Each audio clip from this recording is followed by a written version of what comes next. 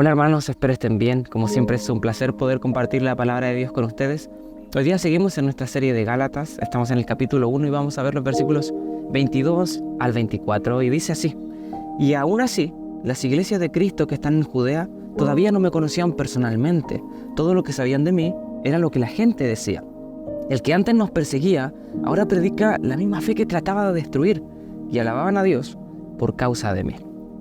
Pablo en este primer capítulo presenta primero su preocupación por la iglesia de Galacia, que estaba siendo atacada por falsos maestros que enseñaban un falso evangelio, y da un dictamen determinante: aquellos que predican un falso evangelio sean malditos o anatemas. Y Pablo comienza a hablar de cómo su ministerio y el evangelio que él les había predicado era divino, había sido recibido por el propio Jesús, no había sido enseñado por los otros apóstoles. Y esto es lo que está contando en los versículos previos a lo que acabamos de leer.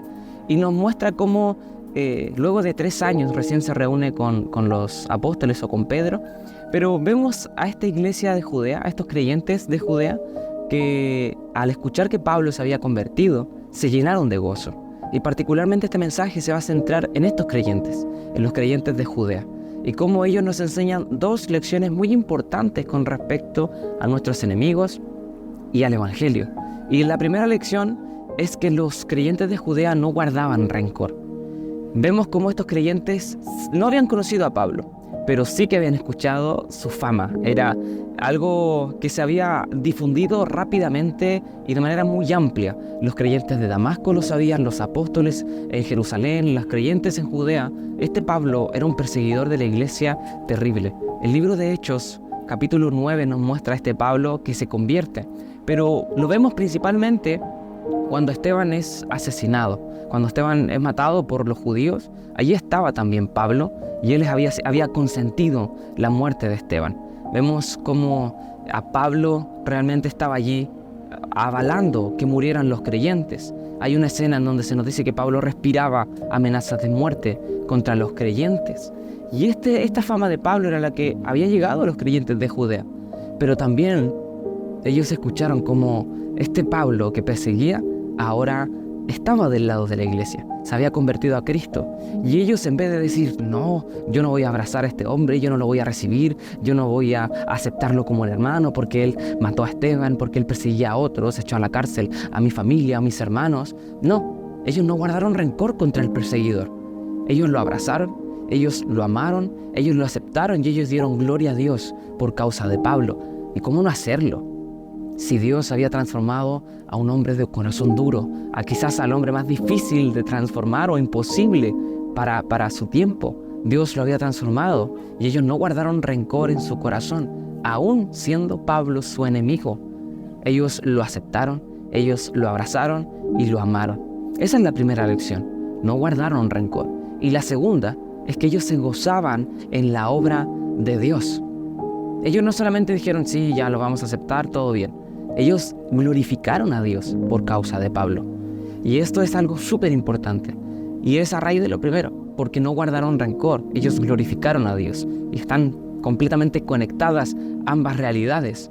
Estos creyentes de Judea se gozaban en el poder de Dios. ¿Y cómo no hacerlo si el hombre más difícil o imposible ahora era un creyente? Dios puede transformar el corazón más duro. Y eso era motivo de gozo para los creyentes en Judea. Aquel perseguidor, aquel que mataba, aquel que asesinaba, aquel que llevaba a la cárcel, ahora podían abrazarlo sin miedo, porque veían en él un corazón transformado. Y era motivo de dar gloria a Dios, no solo por el transformar el corazón, sino además porque sabían que ese mismo fervor ahora iba a ser ocupado para predicar el evangelio. Y eso era un motivo de gozo. Ellos no veían, ¿y si se devuelve? ¿Y si es falso? ¿Y si es una trampa? Ellos decían, si este hombre perseguía con tanta pasión a los creyentes, con la misma pasión ahora va a predicar el evangelio. Y era un motivo de gozo. Ellos no veían ¿y si es mentira? ¿Si es falso? Como si lo hicieron los apóstoles. Porque cuando vemos el libro de Hechos, capítulo 9 en adelante, vemos que primero Ananías no quería recibir a Pablo. ¿Cuál fue la respuesta de Ananías? Pero Señor, este hombre perseguía a la iglesia. Todos conocemos a Pablo. ¿Acaso tú no has escuchado de él? Y sí, Dios sabía. Dios le dice a Ananías, yo sé quién es él y yo sé lo que voy a hacer con él. Y cuando Pablo va con los apóstoles tampoco lo querían recibir, también tenían miedo de si acaso era real o no, falso, era una trampa. Pero los creyentes en Judea no lo conocían, no lo habían visto, solo escucharon y fue suficiente para que su corazón se llenara de gozo y glorificaran a Dios.